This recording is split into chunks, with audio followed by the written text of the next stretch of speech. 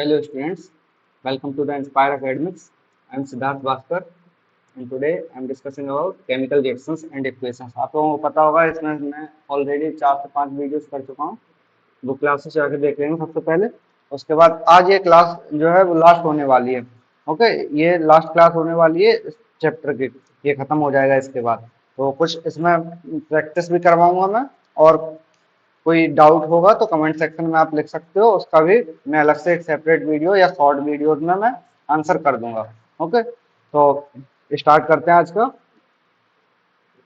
तो सबसे पहले मैंने लास्ट क्लास में क्या कराया था, कोरोजन। ओके, याद होगा आप लोगों को कोरोजन कराया था। तो कोरोजन क्या होता है, बेसिकली हमें पता है कोई मेटल होता है तो मेटल की सरफेस पर जो ऑक्सीजन या फिर हम बोल सकते हैं एनवायरनमेंट की प्रेजेंस में सरफेस पे रिएक्शन हो जाती है। रिएक्शन हो जाती है तो जो प्योर मेटल होता है वो इम्प्योरिटीज की तरफ जाने लगता है, या फिर हम बोल सकते हैं इम्प्योर मेटल में कन्वर्ट हो जाता है, और उसका जो कोरोजन होने लगता है। जैसे हम एग्जांपल ले रहे थे रस्ट आयरन, है ना, ऐसे। या फिर उसके बाद हमने क्या किया था, prevention methods of corrosion. Okay, तो प्रिवेंशन मेथड्स भी हमने डिफरेंट डिफरेंट टाइप्स के कर लिए थे। अब इसके बाद आता है एक टॉपिक नया, रेंसिडिटी। आप लोगों ने कोरोजन तो पहले भी सुना होगा, पढ़ा होगा, रस्ट के बारे में पढ़ा होगा, बट रेंसिडिटी एक थोड़ा सा नया टॉपिक है आप लोगों के लिए। वैसे नॉर्मल कंडीशन में आप लोगों ने देखा होगा, बट अगर हम बात करें ये साइंस के टर्म्स में, तो साइंस के टर्म्स में आपने रेंसिडिटी नाम शायद ना सुना हो। तो रेंसिडिटी बेसिकली क्या होता है, जैसे हमारे पास कोई फूड होता है, बेसिकली ऑयल्स की अगर हम बात करें तो ऑयल्स होते हैं जैसे, है ना, या फिर हम फैट्स की बात करते हैं तो ऑयल्स और फैट्स। तो जब ये फूड ऐसे एटमॉस्फेयर में रख दिए जाते हैं, एटमॉस्फेयर में जैसे ओपन खाना रख दिया जाता है, तो क्या होता है कि थोड़े टाइम के बाद या कुछ टाइम के बाद क्या होता है, उसमें से बैड स्मेल आने लगती है। जब बैड स्मेल आने लगती है और उसका अगर हम टेस्ट करें उसे, तो बहुत बेकार सा उसका स्वाद हो जाता है ना। तो ये क्या होता है, रेंसिडिटी होता है, मतलब कि फूड को खराब हो जाना, या फिर जो ऑक्सीडेंट होते हैं, मीन्स हम बोल सकते हैं जो फूड का ऑक्सीडेशन हो गया। तो फूड का जब ऑक्सीडेशन हो गया तो उस कंडीशन को हम बोल रहे हैं रेंसिडिटी। एक बार डेफिनेशन पढ़ लेते हैं, ऑक्सीडेशन ऑफ ऑयल्स और fats in a food resulting into a bad smell and taste, ये क्या होगा हमारा रेंसिडिटी। अब इसका एग्जांपल है, अब जैसे हमें पता होना चाहिए कि इसका एग्जांपल क्या होगा। एग्जांपल है when butter is left out at room temperature for too long. जैसे रूम टेम्परेचर नॉर्मली अगर हम बात करें तो 27 डिग्री सेल्सियस होता है ना। तो 27 डिग्री सेल्सियस पे हमने क्या किया, इसको रख दिया किसी बटर को। तो बाद में हम देखते हैं कुछ टाइम के बाद, after too too long time, हम बोल सकते हैं कि जब ज्यादा टाइम हो जाता है उसको रखे हुए, तो क्या हो जाता है उसमें एक तरह से डेवलप हो जाती है बहुत बेकार सी स्मेल, और बेकार सा उसका टेस्ट हो जाता है, यानी कि ऑक्सीडेशन हो जाता है उसका। तो जब ऑक्सीडेशन हो जाता है तो हम बोल सकते हैं जो बटर का नेचर है, या फिर हम बोल सकते हैं जो बटर अच्छा लग रहा था वो कुछ टाइम के बाद बेकार हमें लगने लगता है। वो हम बोल सकते हैं स्मेल भी उसका बेकार हो जाता है और उसका टेस्ट भी बेकार हो जाता है। तो ये है हमारा बेसिकली रेंसिडिटी। अब इसके बाद आता है हमारा, क्या अब हम इसको बचा कैसे सकते हैं। तो बचाने के भी कुछ तरीके होंगे ना।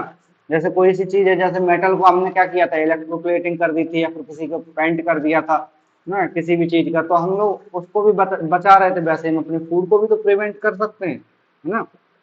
तो जैसे फूड को प्रिवेंट करने के लिए सबसे पहली चीज आती है एडिंग एंटीऑक्सीडेंट। अब जैसे एंटीऑक्सीडेंट होता क्या है, जैसे ऑक्सीजन से रिएक्शन ना करवाने वाले, हम बोल सकते हैं। जैसे कोई कंपाउंड है, सपोज करो कि ए है, ठीक है, ये ए क्या कर रहा है, ऑक्सीजन के साथ में रिएक्शन करके ए O2 टाइप का कोई मटेरियल बना रहा है, ठीक है, AO2, या फिर हम बोल सकते हैं AO, इस टाइप के मटेरियल बना रहा है। बट अब इसमें क्या कर दिया हमने, कोई बी कंपाउंड जोड़ दिया जो कि है हमारा एंटीऑक्सीडेंट, ठीक है। अगर हमने इसको ऐड कर दिया तो क्या होगा, इस टाइप की रिएक्शन में ये जो ऑक्सीजन है वो इसके साथ में रिएक्ट नहीं करेगा, और जब ये रिएक्ट नहीं करेगा तो हम बोल सकते हैं कि ये जो होगा इस टाइप से, ये काफी टाइम तक ये ए हमारा जो प्रोडक्ट है वो ए प्रोडक्ट जैसा था वैसा ही बना रहेगा। अब कुछ एंटीऑक्सीडेंट भी आते हैं, है ना। कुछ एंटीऑक्सीडेंट जैसे BHA, हम लोगों ने शायद सुना होगा BHA। तो BHA होता है, एक और होता है BHT, जो कि हम फूड्स में डाल सकते हैं, बट हमें वैसे नॉर्मली कंडीशन में हमें नहीं डालना चाहिए एंटीऑक्सीडेंट। लेकिन हमें अगर ज्यादा लंबे टाइम तक किसी भी फूड को स्टोर करके रखना है। जैसे पैकेज जो फूड आते हैं तो उसमें BHA BHT मिला देते हैं, जिससे कि लॉन्ग टाइम के लिए वो फूड हमारा प्रिजर्व रहे, है ना। तो इसलिए हम बोल सकते हैं BHA। अब इसका फुल फॉर्म क्या होता है? ऐसे BHA तो मैंने बोल दिया, अब सबको नहीं पता होगा कि इसका फुल फॉर्म क्या होगा। तो इसका फुल फॉर्म होता है ब्यूटाइलेटेड, लिख देता हूँ, butylated hydroxy anisole, hydroxy anisole. तो इस टाइप से मैं बोल सकता हूँ। तो ब्यूटाइरेटेड हाइड्रोक्सी एनिसोल। अब BHT आता है। अब BHT का भी, बी का तो वही नाम है, ब्यूटाइरेटेड, तो butylated, okay, butylated hydroxy toluene, hydroxy toluene. देखो इसमें एनिसोल है और इसमें टोलुइन है, ओके। तो बस ये इतना डिफरेंस है, एंटीऑक्सीडेंट्स हैं ये दोनों हमारे साथ में। अब इसके बाद दूसरा तरीका क्या हो सकता है? वैक्यूम पैकिंग हो सकता है। वैक्यूम पैकिंग बेसिकली क्या होता है? जैसे कोई हम किसी भी मैटर को या फिर किसी भी मैटर को हमें रखना है एकदम शांत एनवायरनमेंट में, हम बोल सकते हैं वैक्यूम कर दिया जाए, यानी कि उसमें से जो हवा होगी, है ना। आप लोगों ने देखा भी होगा एग्जाम्पल, जैसे तकिए होते हैं, पिलो होते हैं, हम बोल सकते हैं। तो पिलो को क्या करते हैं, सारी जो ऑक्सीजन होती है या फिर जो एयर होती है वो निकाल ली जाती है उसमें से, और एकदम से छोटे से स्पेस में रखने के लिए उसको पैक कर दिया जाता है। तो वैक्यूम पैकेजिंग हम बोल सकते हैं जहां से कि बिल्कुल भी एयर उसमें ट्रैप ना हो, ओके। जैसे हम पैक करते हैं, जैसे सपोज करो कि ये हमारा कुछ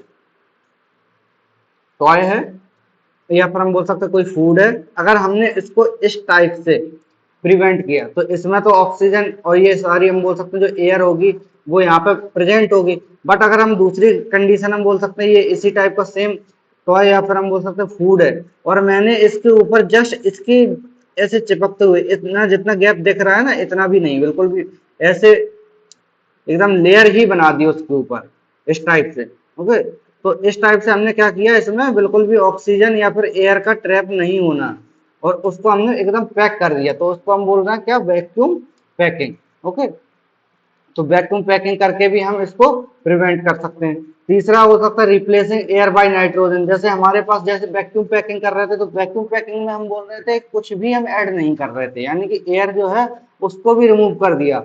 बट अब हम दूसरी चीज देख रहे हैं कि रिप्लेस कर दिया एयर को। जैसे फॉर एग्जाम्पल जैसे ये था हमारा और इसके साथ साथ ये है ना, इसमें एयर को हमने रिप्लेस कर दिया किससे, नाइट्रोजन गैस से, है ना। तो नाइट्रोजन गैस क्या होती है, बोल सकते हैं कि जो फूड के साथ में रिएक्ट नहीं करेगी। जैसे हम लोगों ने फॉर एग्जांपल चिप्स खाए हो या फिर कोई स्नैक्स हम लोग लेके आते हैं शॉप से, तो उसमें क्या होता है, नाइट्रोजन गैस ट्रैप करवा के रखते हैं, है ना। तो क्यों रखते हैं, जिससे कि फूड हमारा जो है लंबे टाइम तक क्रिस्प बना रहा है ना। तो इसलिए हम बोल सकते हैं नाइट्रोजन गैस को एयर से रिप्लेस कर देते हैं, या फिर एयर को नाइट्रोजन गैस से रिप्लेस कर देते हैं। अब लास्ट हमारा बचता है एक और प्रिवेंशन हम कर सकते हैं, जो कि है रेफ्रिजरेशन ऑफ फूड स्टफ। अब जैसे रेफ्रिजरेशन में होता क्या है बेसिकली कि टेम्परेचर को लो किया जाता है, ओके। टेम्परेचर को हम बोल सकते हैं क्या कर दिया जाता है, कम कर दिया जाता है, जिससे कि जो बोल सकते हैं बाहर का एनवायरनमेंट है, बाहर के एनवायरनमेंट के साथ में रिएक्शन स्लो हो जाती है। और हम बोल सकते हैं जो अंदर जो टेम्परेचर होता है, जो रेफ्रिजरेटर के अंदर जो टेम्परेचर होता है वो काफी कम होता है। तो जिसकी वजह से जो बैक्टीरिया हैं या फिर कुछ भी और अदर टाइप के प्रोडक्ट्स या फिर हम बोल सकते हैं एयर है, वो रिएक्ट नहीं कर पाती है फूड के साथ में। तो काफी लंबे टाइम तक हम उसको प्रिजर्व करके रख सकते हैं, ओके। ये सारे हमारे हमारे पास हो गए प्रिवेंशन मेथड्स ऑफ रेंसिडिटी। तो आप लोगों को समझ में आया होगा, ये हमारा लास्ट टॉपिक था इस यूनिट का, ओके। इसके बाद हम चलते हैं आगे, कुछ एनसीईआरटी के ही कुछ एग्जांपल्स हैं या फिर हम बोल सकते हैं कुछ क्वेश्चन आंसर्स हैं, वो भी हम कर लेते हैं जल्दी से। तो सबसे पहले पहला क्वेश्चन दिया हुआ है, which of the statement about the reaction below the incorrect. तो सबसे पहले हमें रिएक्शन देखनी है क्या है कि 2 PbO विद कार्बन के साथ में ये क्या कर रहा है, Pb प्लस CO2 ये बना रहा है ना, ये हमारे पास रिएक्शन है। तो सबसे पहले ये बताओ जरा कि लेड इज गेटिंग रिड्यूस्ड, क्या इसमें लेड का रिडक्शन हो रहा है। तो रिडक्शन बेसिकली होता क्या है कि ऑक्सीजन का रिमूवल। तो क्या इसमें हो रहा है, तो बिल्कुल हो रहा है। तो हम बोल सकते हैं कि ऑक्सीजन का रिमूवल हो रहा है, और यहाँ पे कार्बन डाइऑक्साइड के साथ में या फिर हम बोल सकते हैं कार्बन के साथ में मिलके ऑक्सीजन कार्बन डाइऑक्साइड बना रहा है।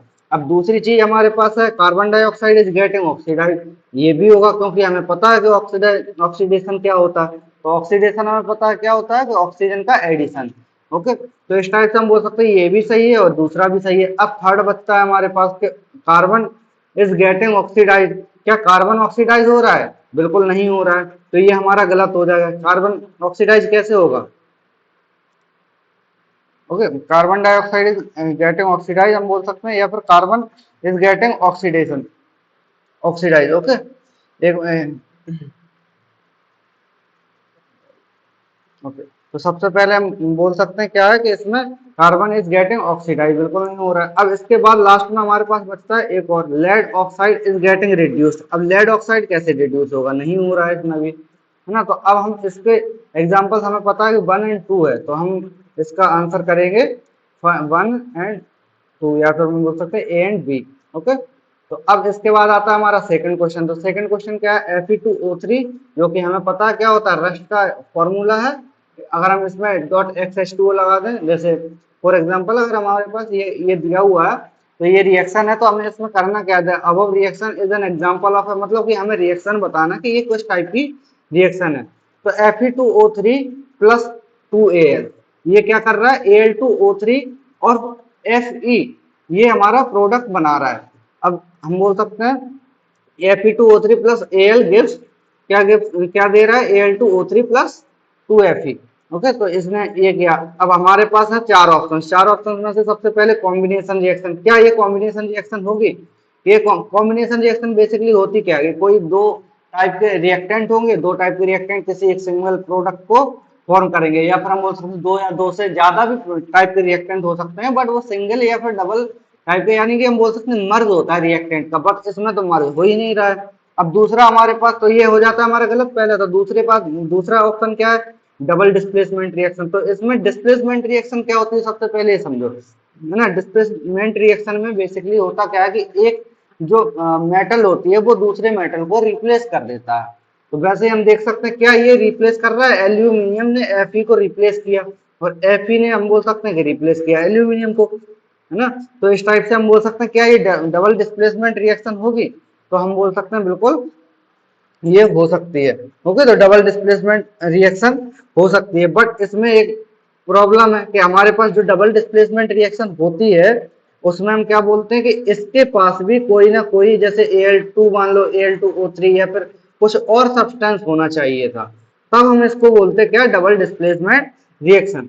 तो इसलिए ये डिस्प्लेसमेंट रिएक्शन होगी, ना कि डबल डिस्प्लेसमेंट। तो ये डबल डिस्प्लेसमेंट रिएक्शन नहीं हो सकती, यानी कि इसमें क्यों नहीं हो रही? क्योंकि ये एल्यूमिनियम जो है Fe को रिप्लेस कर रहा है या फिर डिस्प्लेस कर रहा है, बट Fe क्या है? वो तो अपने आप ही डिस्प्लेस हो रहा है, तो वो अकेला बच रहा है, ना कि इसके किसी प्रोडक्ट के साथ में या फिर इसके साथ में कोई एनायन जुड़ा हुआ हो जिसके साथ जो जिसको ये रिप्लेस कर रहा है, तो वो ऐसा नहीं हो रहा है। तो एक ही तरफ से डिस्प्लेसमेंट रिएक्शन हो रही है। अब हम बोलते हैं डिकम्पोजिशन रिएक्शन। तो डिकम्पोजिशन रिएक्शन में क्या होता है? फॉर एग्जाम्पल कोई चीज खत्म होना, है ना, तो डिकम्पोजिशन रिएक्शन हो रही है, तो ये भी गलत है हमारा। तो लास्ट बचता हमारा डिस्प्लेसमेंट रिएक्शन, जो कि हमने यही डिस्कस कर लिया था। तो option number D is right. Okay, तो डिस्प्लेसमेंट रिएक्शन होगा इसका आंसर। अब इसके बाद आते हैं कुछ क्वेश्चंस और, जैसे कि हम बोल सकते हैं ये काफी इंपॉर्टेंट है, ये हमारे एग्जाम्स में आते हैं। तो balance the following chemical reaction. तो केमिकल रिएक्शंस का हमें पता होना चाहिए कि होता क्या है पहले, है ना। तो केमिकल रिएक्शंस जैसे या फिर केमिकल जो इक्वेशंस हैं वो हमें पता होना चाहिए कि हम बैलेंस करते कैसे हैं। तो ये मैंने ऑलरेडी बता रखा है, शायद क्लास नंबर 2 में मैंने बताया है, मतलब क्लास नंबर 2 बेसिकली, या फिर बोल सकते हैं lecture number 2 of chemical reaction and equation. ये ओके, तो प्लेलिस्ट पे आप जा सकते हो और उस पर पूरा देख सकते हो। अब इसके बाद हम देखते हैं balance the following chemical equation. तो केमिकल इक्वेशन को हमें फॉलो करना है, जैसे HNO3 दिया हुआ है, CaOH का ट्वाइस दिया है, फिर इधर CaNO3 ट्वाइस प्लस H2O ये दिया हुआ है हमारे पास। तो क्या हम इसको बैलेंस कर सकते हैं? तो हमें बिल्कुल बैलेंस करना चाहिए, और हम लोग करेंगे। इसको कैसे करेंगे? तो सबसे पहले हम देख लेते हैं क्या हाइड्रोजन के कितने हैं इसके पास। तो हाइड्रोजन है 2, यहाँ से हम देख सकते हैं 2 हाइड्रोजन इसके पास है, और ऑक्सीजन कितने हैं? 3 यहाँ पर है और 1 यहाँ पे है, तो 4 ऑक्सीजन।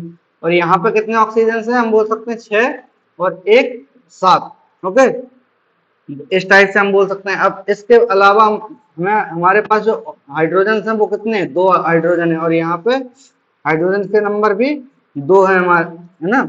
अब इसके बाद हमें क्या करना है, इसको बैलेंस करना है। तो बैलेंस करने के लिए हमें सिर्फ यहाँ पे 2 और यहाँ पे 2 बस ये ऐड करना है। तो ये हमारी रिएक्शन जो है वो बैलेंस हो गई है। वो कैसे हमें पता लगा कि हमने सबसे पहले नंबर ऑफ हाइड्रोजन काउंट किया, ऑक्सीजन के नंबर्स काउंट किया, और उसके अलावा हम बोल सकते हैं नाइट्रोजन के नंबर्स काउंट करेंगे। नाइट्रोजन के नंबर्स यहाँ पे कितने हैं, 2 नाइट्रोजन है, बट यहाँ पे एक ही नाइट्रोजन है, तो इसको हमने क्या किया, डबल कर दिया। तो डबल कर देंगे तो यहाँ पे बैलेंस हो गया।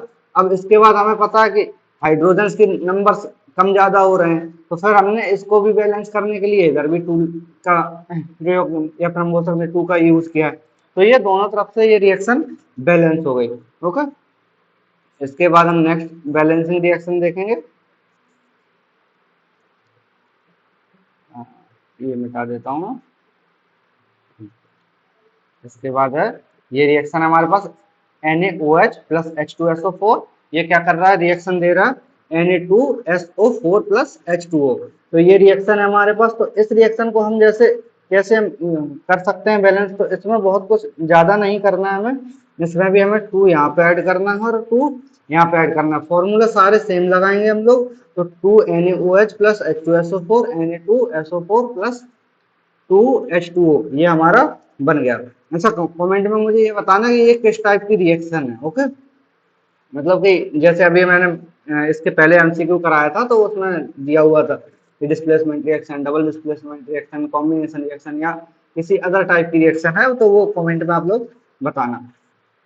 अब इसके बाद आता है हमारा थर्ड क्वेश्चन। तो थर्ड क्या है, NaCl प्लस AgNO3, ये रिएक्शन दे रहा है AgCl प्लस NaNO3। तो ये हमें पता है कि इसमें Na कितना, एक, इस साइड भी सोडियम एक है, यहाँ पे क्लोरीन कितने, एक, यहाँ पे भी क्लोरीन एक है। Ag कितना है, हम बोल सकते हैं Ag भी एक है और इधर भी एक है, और यहाँ पे NO3 एक है और यहाँ पे भी NO3 एक ही है। तो यहाँ पे हम बोल सकते हैं कि जो रिएक्शन है वो ऑलरेडी बैलेंस्ड है, तो इसको हमें बैलेंस करने की रिक्वायरमेंट नहीं होगी। ओके, इसके बाद हमारे पास बचता है डी।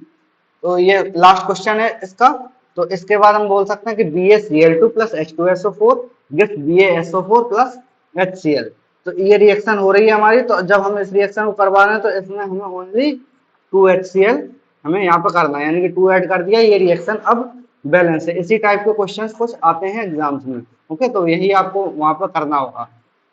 ये बोल सकते हैं थोड़ा सा बिगिनर लेवल के हैं, कुछ और थोड़े से इससे भी कॉम्प्लिकेटेड आ सकते हैं। ओके, इसका मैं डेडिकेटेड वीडियो बना दूंगा, अगर आपको रिक्वायरमेंट होगी एक बार कमेंट सेक्शन में आप लोग लिख के भेज देना, या फिर व्हाट्सअप भी कर सकते हैं। लास्ट में एक व्हाट्सअप का नंबर आपको प्रोवाइड किया जाएगा। ओके, तो हम लोग देख सकते हैं। इसके बाद क्वेश्चन है which write the balanced chemical equation for the following and identify the type of reaction in each case.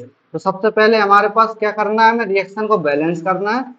पहले तो लिखा हुआ है, कैसे फॉर्म में लिखा हुआ है, ये इस टाइप से फॉर्म में लिखा हुआ है, हम बोल सकते हैं कि वर्ड्स के फॉर्म में। अब हमें सबसे पहले केमिकल इक्वेशन को फॉर्मूला के बेसिस पे लिखना पड़ेगा कि पोटेशियम ब्रोमाइड का जो मॉलिक्यूलर फॉर्मूला है वो क्या है, बेरियम आयोडाइड का क्या है।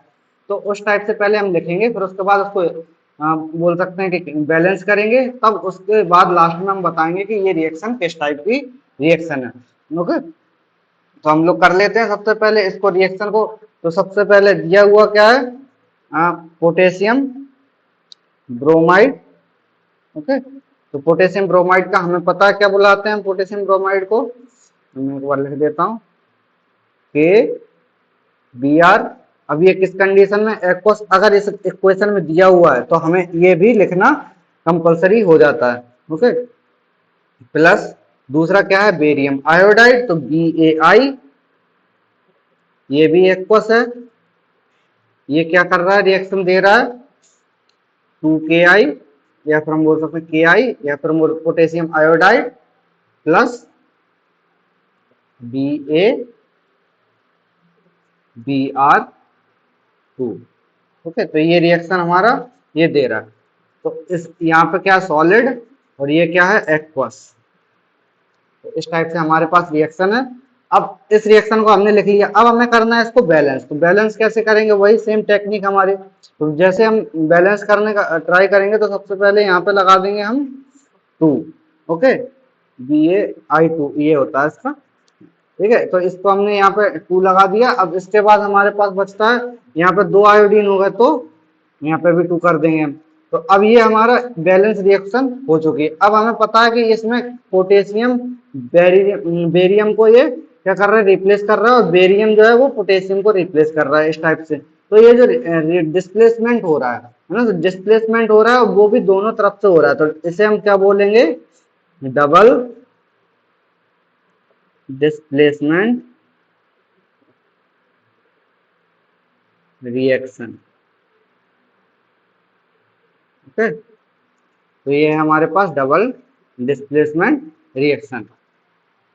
ठीक, तो हमारा ये क्वेश्चन सॉल्व हो गया। अब आप लोगों के लिए एक होमवर्क है जिसको मैं अभी अभी लिख रहा हूँ, HW, इसको खुद से ट्राई करना, फिर उसके बाद कमेंट सेक्शन में बताना, और अगर आप लोगों का रिस्पॉन्स अच्छा रहा तो फिर उसके बाद मैं इसको भी शॉर्ट वीडियोज में इसका आंसर, या फिर शॉर्ट में, या फिर वो हो सकता है कि कोई और डाउट सेशन में मैं पूरा कंप्लीट करवा दूं। ओके, तो क्वेश्चन है zinc carbonate, zinc carbonate solid, ये क्या दे रहा है, जिंक ऑक्साइड,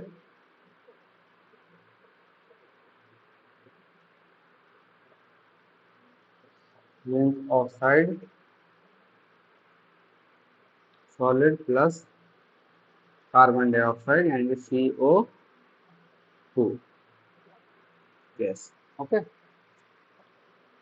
वैसे बेसिकली मैं कार्बन डाइऑक्साइड ही लिखना पड़ेगा यहाँ पर, कार्बन डाइऑक्साइड, ये क्या है, गैसेस स्टेट में। ओके, तो ये आप लोगों का होमवर्क है, ये आपको कमेंट सेक्शन में इसका आंसर लिखना है, या फिर आप लोग व्हाट्सएप के थ्रू भी मैसेज सेंड कर सकते हैं। ओके, तो आज के ये फिनिश हो चुका है ये वाला चैप्टर, यानी chapter number 1 is completed now. तो आप लोग आराम से पढ़ना।